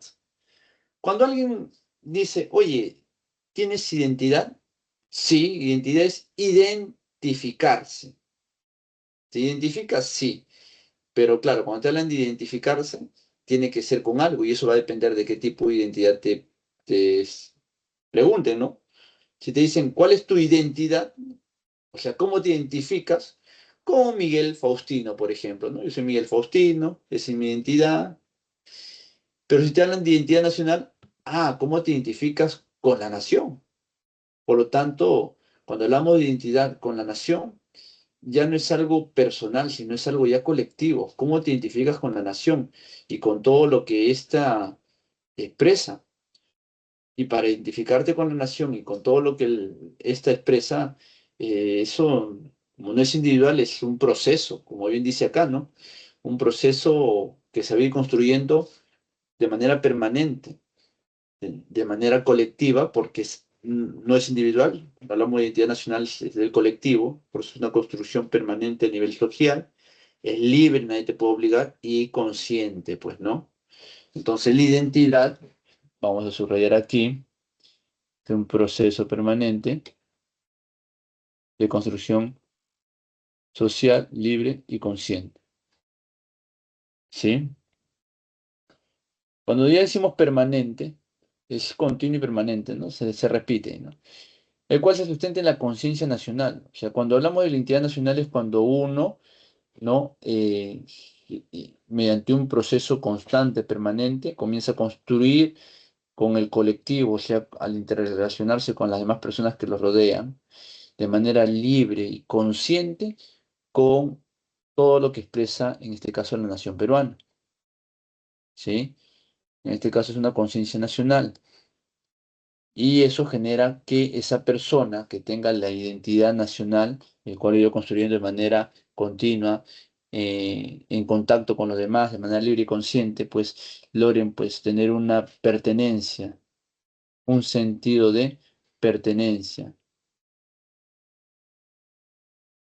como persona individual hacia una colectividad. En este caso, ¿cuál es la colectividad? La nación peruana, pues, ¿no? Por eso es identidad nacional, nacionalidad peruana, la nación peruana. Ahora, para ello hay componentes, ¿no? Para establecer este sentido de pertenencia hay componentes. Uno es, bueno, en realidad, para establecer la identidad nacional hay componentes. ¿Cómo tú realmente dices que tienes identidad nacional, identidad con el Perú? A través de, primero, identidad cultural, identificarme con mi cultura y con todas las demás que existen en el Perú, tener una identidad histórica, identificarme con aquellas personas que han contribuido al desarrollo del país, esos héroes representativos de nuestra historia, identidad social, identificarme con mi entorno, ¿no? Identidad étnica, identificarme con las comunidades que hay en el Perú, que de repente no pertenezco exactamente a una comunidad étnica, pero me identifico, sé que son parte de nuestro país, de nuestra nación, son parte de nosotros. Entonces, eso sería la identidad nacional. Ahora, cuando hablamos de identidad cultural, es un proceso también, pues, ¿no? constante, dinámico, ¿no? Ahora, constante y dinámico, ¿por qué dinámico? Porque es constante, pero dinámico a la vez porque va cambiando, se va moviendo con el tiempo. Por ejemplo, si tú ves hoy en día la cultura, en nuestra cultura, los jóvenes de ahora, la forma de pensar, de actuar, la música que escuchan, la forma como se visten, es muy distinta a la de los años 70, por ejemplo. Entonces, la identidad cultural, si bien tú te identificas con tu cultura, o sea, con todo lo que expresa el grupo social en donde vives, eso a través del tiempo también ha ido cambiando. Por eso se habla de un proceso dinámico, en donde las personas van a compartir una cultura, pues, ¿no? Y se autodefinen y autovaloran, ¿sí? Como pertenecientes. ¿Ya? Me autodefino y me autovaloro como pertenecientes a esa cultura, pues, ¿no? Que con el tiempo también irá cambiando y actúan de acuerdo a pautas culturales que de ahí emanan, pues, ¿no? O sea, actúan de acuerdo a los comportamientos, ¿no? De dicha sociedad que presenta cierta cultura. Ahora, encierran un sentido de pertenencia, la cultura, a un grupo social con el cual se comparten rasgos culturales como costumbres, valores y creencias, ¿sí? Entonces, eso es importante, ¿eh? La identidad cultural presenta un sentido de pertenencia, ¿sí? A cierta cultura, ¿sí? A un grupo social, sentido de pertenencia a un grupo social, en donde dentro de ese grupo social compartimos justamente los rasgos culturales, que dentro de estos rasgos culturales tenemos costumbres, creencias y valores. Ahora, construye a lo largo de todo el proceso de desarrollo del individuo, incluso involucra todo el pasado histórico del grupo. Claro, lo que pasa es que también el ente cultural no solamente la manifestación o expresión, sino que la historia, ¿no? Y no existe sin la memoria, o sea, la identidad cultural, claro, la cultura que hoy en día tú perteneces, tú practicas, tú te sientes parte, y el cual irá cambiando también con el tiempo, es producto de la expresión cultural de nuestro grupo social que nos antecedió, en otras palabras, de nuestros antepasados. Entonces, por eso dice que acá la identidad cultural no existe sin memoria. Si no hubiese nuestros antepasados, no se hubiesen dado este tipo de expresión cultural. Por lo tanto, no tendríamos o seríamos parte de lo que hoy en día nosotros consideramos ser parte, ¿no? Por eso que acá dice, sin la capacidad de reconocer el pasado, sin elementos simbólicos o referentes que les son propios y que ayudan a construir el futuro. O sea, sin la memoria no existiría nada de esto. Entonces nosotros para identificarnos culturalmente, primero debemos reconocer nuestros antepasados, saber que ellos tenían un tipo de expresión cultural que hasta hoy en día persiste en algunas cosas, pero otros han ido cambiando porque la cultura es dinámica. Además, pues nosotros nos sentimos parte de expresando justamente esas costumbres y tradiciones. Ahora, el Perú es un país que tiene una gran diversidad cultural, o sea, varias culturas hay en el Perú, tanto nativas como foráneas. Culturas foráneas son, por ejemplo, los descendientes de alemanes, los venezolanos, los chinos colíes, pero las culturas nativas son los quechua, los aymara, los chipigos, los caníbal, los aru, los jacaru, entre otros. Justamente es la multiplicidad de formas que se expresan las culturas. En otras palabras, es la diversidad de grupos, ¿sí? Sociales que tienen pues expresiones diversas, pues, ¿no? Esa es la diversidad cultural.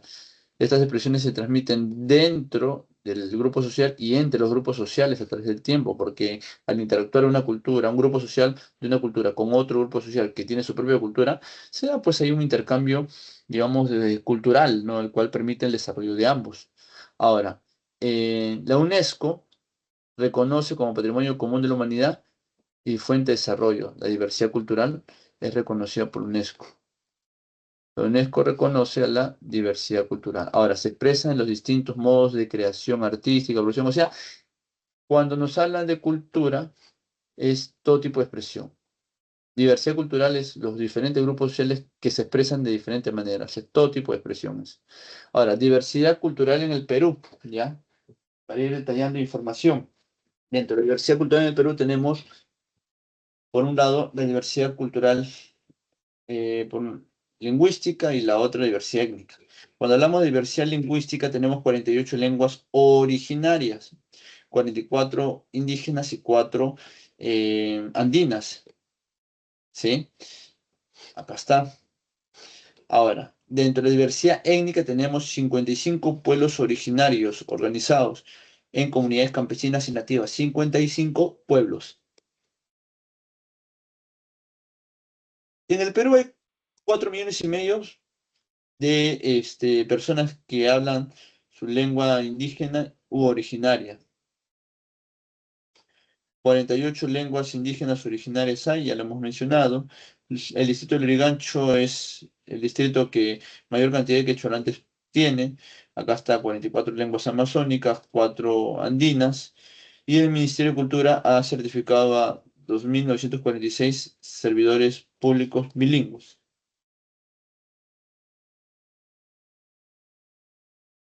Ahora, ¿qué más tenemos acá? Factores de la diversidad cultural. Definitivamente, cuando hablamos de la diversidad cultural, hay algunos factores que van a influenciar en ella.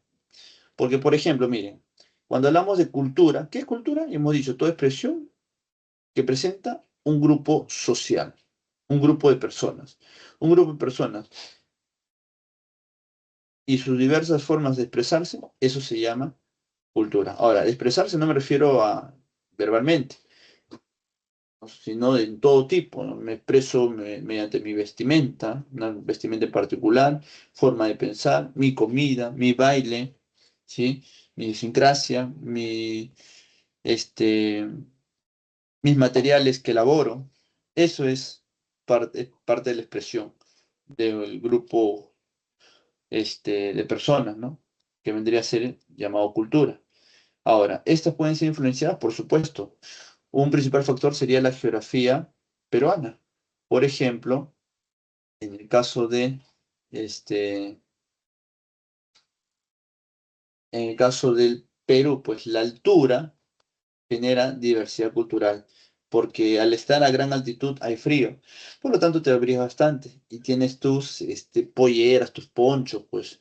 Pero si estás de repente en esta parte, ya no aquí, si no estás acá en la selva, ¿te abrigarías mucho? No, tu ropa sería muy ligera. Y ahí ya, por ejemplo, las formas de vestirse generan, pues, en este caso, diferencias culturales en vestimenta. ¿Sí? ¿Está claro? Entonces, la gran variedad de climas y de paisajes con que cuenta han propiciado durante su milenaria historia muy diferentes respuestas al entorno, con desarrollos culturales autónomos que aún viven. ¿Sí? Ahora, hemos mencionado un factor geográfico, pero otro factor, ¿cuál sería? Presencia de las culturas originarias y el encuentro con la cultura europea. Eso también es un factor que genera la diversidad cultural. ¿Por qué? Este, Porque el contacto de culturas distintas, como bien les comenté hace unos instantes, al darse ese contacto, ambas culturas comienzan a adherir, ¿no? Rasgos de la otra cultura. Por ejemplo, nosotros acá hablamos del chaufa, ¿no? Claro, el chaufa en realidad es un plato oriental que al entrar en contacto, cuando llegaron, por ejemplo, los chinos colíes, trajeron sus platos, pero el peruano pues la adquirió con sus variantes, ¿no? Y ese chaufa le comenzaron a agregar otros tipos de cositas, ¿no? Entonces, ese chaufa que ya no es al oriental, porque tiene variaciones, ya no es el chaufa oriental, sino es el chaufa peruano. Entonces es un plato más que se le agrega a la gastronomía peruana. Y uno cuando va a comprar hoy en día los chaufas pide pues no su plato y es, dependiendo del lugar, incluso hay cada vez más agregados, ¿no? que le hacen, ¿no? Entonces, eso es un factor, ¿no? El contacto entre culturas generan pues este, variación o dinamismo, ¿no? En las culturas, en este caso peruana, ¿no? Otro sería también el mestizaje, el sincretismo omnipresente en nuestra realidad, ¿no? El mestizaje también generó en nosotros influencia, ¿no? En la forma de actuar, de pensar, de vestir, ¿no? Transformación de un país rural al urbano, ¿no? Cuando llegaron, por ejemplo, las migraciones del interior del Perú aquí a la zona costeña, se dio algo que seguro en historia te han dicho o te van a decir más adelante, ¿no? El proceso de cholificación, ¿no? Salió la famosa cultura chicha también, pero eso se da más adelante, pues creo, si mal no me equivoco, en los años 40, 50, tiempos de Odría en adelante. Luego, la influencia del mundo, ¿no? Hoy en día por la globalización, ya estamos conectados, ni siquiera tienes que viajar o estar en contacto con otra persona de otra cultura, sino que por medio de las redes puedes incluso hasta adoptar rasgos culturales de otros países, ¿no? Por ejemplo, hoy en día también puedo mencionar, y las señoritas que están presentes en clase me pueden dar la razón con este ejemplo. Cuando hablamos de esta moda coreana, creo que se llama K-pop, si mal no me equivoco, y si me equivoco, corríjanme por favor. Este, creo que es una forma de vestirse, una música, ¿no? ¿Han escuchado de ello o no han escuchado de ello? A ver, por ahí las señoritas de repente ¿Alguien ha escuchado o nadie? De repente estoy dando un ejemplo que todos desconocen, ¿no? Aunque no creo, siempre hay por ahí alguien porque cada vez se hace más conocido ellos, ¿no? Entonces, por medio de las redes, uno va conociendo, va adoptando. Ahora, va adoptándola porque les gusta de repente ese tipo de, no sé, pues de música o de forma de vestirse, pues, ¿no? Entonces, esos son factores que contribuyen a la diversidad cultural y al dinamismo de pues, ¿no? Luego, ya para dar algunos datos a nivel de nuestras culturas nativas, porque he dicho las foráneas son las colonias alemanas, los chinos colí, los venezolanos, los colombianos, ellos son diversidad cultural pero foránea. Diversidad cultural nativa es justamente las comunidades nativas del Perú, las comunidades indígenas y nativas. En este caso, las etnias amazónicas están organizadas en 1786 comunidades nativas, ¿sí? Son grupos tribales de la selva y ceja de selva. Ellos viven del usufructo de la naturaleza, o sea, viven de lo que la naturaleza les provee y ellos consumen de manera directa. Y justo hace unas 2 semanas atrás fui a una exposición por el Día del Museo de Cultura, que está por la Avenida Fonsugarte. Hubo ahí un evento, fui a escuchar, pues, ¿no? Y había una ponente, una señorita Ashánica, que nos hablaba sobre cómo era su forma de vivir, pues, ¿no? Y ellos eh, no desperdician nada de la naturaleza, todo utilizan. Por ejemplo, cuando comen algún ave exótica, por decir, pues, no un tucán, ¿no? Me ocurre, o cualquier otra ave, ellos consumen todo, hasta los dientes. Profe, que todos se comen los huesos, no, sino que utilizan todo, muy aparte de la comida, todos los demás restos lo utilizan. Incluso hasta con los huesitos hacen peines, hacen sonajas para los bebés, hacen una diversidad de cosas, hacen pequeñas agujitas.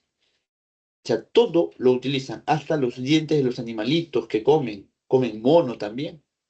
Entonces, ¿por qué ellos no desperdician nada? Nosotros acá comemos la carne y botamos los huesos, ellos no. ¿Por qué? Porque eso es una ofensa a la naturaleza y la naturaleza les da a ellos el alimento para que puedan vivir, por lo tanto no pueden desperdiciar nada. En honor a la naturaleza no desperdician nada. Y ellos comen las especies por temporadas.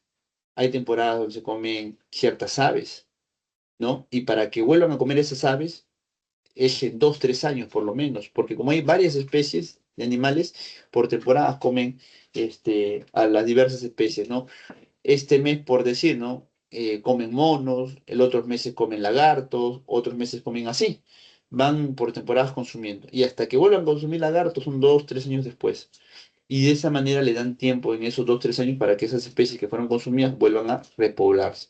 Entonces ellos cuidan bastante de su naturaleza. Es por eso que cuando quieren este, mm, realizar explotación de recursos, las transnacionales en estas áreas cercanas a las comunidades, estas comunidades se oponen, porque cuando se explotan los recursos, estos no respetan nada, estos destruyen, contaminan.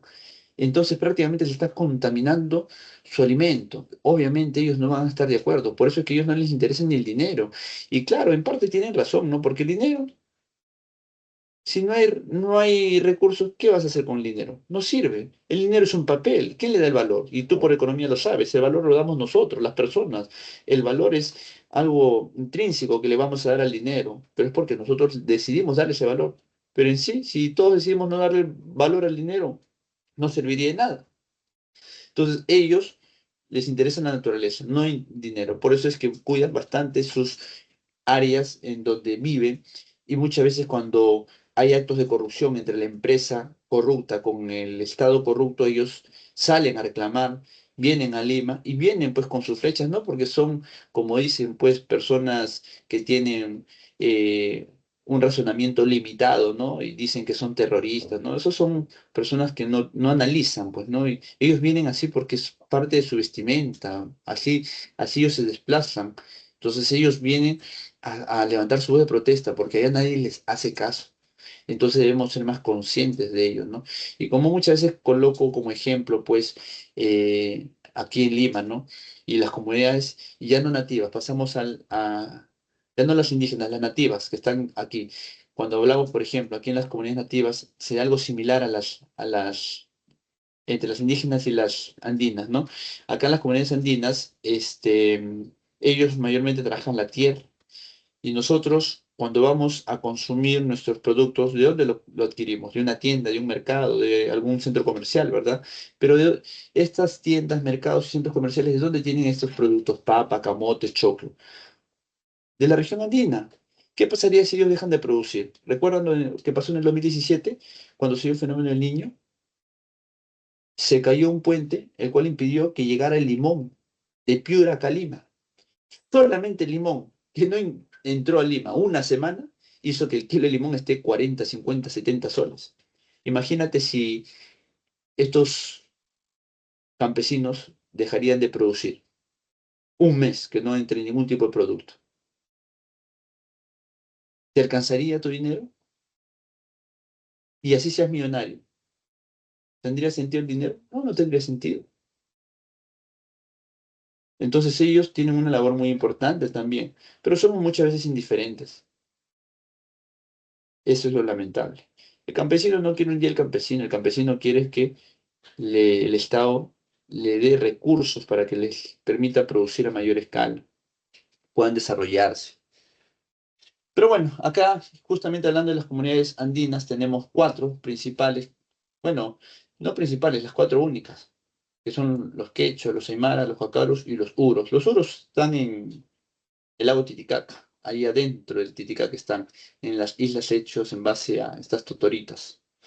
Y bueno, ellos también pues trabajan la tierra, tienen un reconocimiento legal, el Estado los protege al igual que las comunidades nativas, ¿sí? Ellos tienen propiedad comunal en las tierras les pertenecen, al igual que las comunidades indígenas de la selva hacen trabajo colectivo, comunal y ayuda mutua, entre todos ellos se ayudan. Es su forma de vivencia, ¿no? Acá podemos, en las comunidades andinas, podemos ver un poco los rasgos de los incas, pues, ¿no? El trabajo comunal, ayuda mutua. ¿Se acuerdan ustedes que por historia han hablado la mita, la minca, el aini? Ya, pues eso todavía se sigue manteniendo en estas comunidades. Y para ir cerrando, jóvenes, ya nuestra clase, tenemos acá pues la diversidad lingüística. Hemos mencionado que hay 48 lenguas originarias, 44 amazónicas, 4 andinas. Según el INEI, casi 4,5 millones de personas de 5 años a más hablan lenguas indígenas. Lamentablemente, mucha gente se va reprimiendo poco a poco debido a la discriminación lingüística. Es algo que también se debe de combatir. Las lenguas originarias más habladas son el quechua y el aymara. Claro, el quechua en general, hay que entender también que el quechua tiene variantes, el quechua cuqueño, el quechua ayacuchano, el quechua de Junín, hay varias variantes, ¿no? Y hablando de las comunidades, de las lenguas amazónicas, el Ashánica es el más hablado. Luego tenemos el aguajún, shipibo, el chaui, entre otros. Según la Constitución, el artículo 2, inciso 19, jóvenes, nos dicen que toda persona tiene derecho a su identidad étnica y cultural libre. El Estado debe reconocer y proteger la pluralidad étnica y cultural de la nación, o sea, la diversidad, ¿no? Cultural que hay dentro de todos los peruanos. Todo peruano tiene derecho a usar su propio idioma ante cualquier autoridad mediante un intérprete, ¿sí? Es el derecho que tiene. Sin embargo, en la práctica muchas veces nos piden a todos hablar en castellano, pero claro, por nosotros no hay problema, pero aquellos que no hablan castellano deberían permitirles hacer trámites en quechua y estas entidades tener traductores en quechua para que haya una mejor comunicación sobre los trámites que ellos puedan realizar. Ahora, el artículo 17 nos dice que el Estado debe garantizar la erradicación del analfabetismo. Asimismo, fomentar una educación bilingüe. La educación bilingüe significa no solamente que la maestra sepa castellano y el quechua y les enseñe en quechua a los estudiantes, sino que la forma de enseñar tiene que ser también usando ejemplos de las mismas, de los mismos contextos al cual pertenecen los niños. O sea, si son niños de la sierra, darle ejemplos andinos, geografía andina, dibujar pobladores andinos con sus polleritas, ¿no? Sus ponchitos, no usar imágenes pues de personas incluso foráneas, ¿no? Al Perú, personas externas. Entonces, la educación bilingüe no solamente es hablar en dos lenguas, sino es enseñar bajo el contexto del cual se desarrollan los niños. ¿Eso cómo se llama? Interculturalidad, practicar la interculturalidad. Se debe preservar las manifestaciones culturales y lingüísticas del país. Ahora, en el mundo, la Declaración Universal de la UNESCO sobre la Diversidad Cultural está promoviendo lo que vendría a ser, pues, la interacción de personas de diversas culturas en base a un respeto, en base a la horizontalidad, y eso se llama interculturalidad. En otras palabras, en el mundo se está impulsando la interculturalidad, por ende, pues en el Perú también, ¿no? Y repito, ¿qué es la interculturalidad? Es la interacción de personas de diversas culturas en donde se evidencia un respeto, una horizontalidad. Y finalmente, acá tenemos el enfoque intercultural en el Perú. Tenemos por un lado la pluriculturalidad y la interculturalidad. ¿Cuál es la diferencia? ¿Ya? Y con esto terminamos. La pluriculturalidad hace referencia a la realidad social, o sea, el Perú es un país pluricultural. ¿Qué quiere decir? Que en el Perú hay varias culturas, diferentes grupos culturales, que no necesariamente se van a desarrollar vínculos o van a estar relacionándose entre sí, simplemente es una realidad. Nuestra realidad peruana es que hay varias culturas, o sea, somos un país pluricultural. Ahora, cuando hablamos de la interculturalidad, ya no es una realidad, no estamos preguntando nuestra realidad social. Nuestra realidad social es pluricultural. Ahora, nuestra interacción social, ¿cómo es? Bueno, ¿cómo es o cómo debería ser? Debería ser en base a la interculturalidad. ¿Qué quiere decir? Que hay una relación y comunicación respetuosa entre los diferentes grupos humanos, ¿no? Con culturas diferentes, ¿no? En donde se caracteriza fundamentalmente una horizontalidad, ¿sí? Entonces, eso sería, pues, el enfoque intercultural, jóvenes. Esto va a permitir fortalecer la capacidad de gestión intercultural del Estado peruano, reconocimiento positivo de la diversidad cultural y lingüístico, eliminar todo tipo de discriminación étnico-racial y una inclusión social de los pueblos indígenas y la población afroperuana. Listo, jóvenes, aquí tenemos nuestras claves, ¿sí? De cívica, número 1, casa, número 2, casa, número 3, enano, y número 4, E de enano. Listo, chicos, a ver, no sé si hay alguna pregunta, alguna inquietud. Si lo hubiera, me hacen llegar mientras voy tomando aquí mi pantallazo. A ver, ¿ya está? ¿Hay alguna duda, chicos? Una cosa, ¿le podría poner las claves de geografía? De geografía. Ya, Sí, profesor, por favor. te las dicto. ¿Quieres que las ponga? Ahí está, geografía. ¿Sí? Esa es de geografía. Gracias, profesor. Ya. Listo, chicos, entonces todo claro hasta ahí. No hay ninguna inquietud.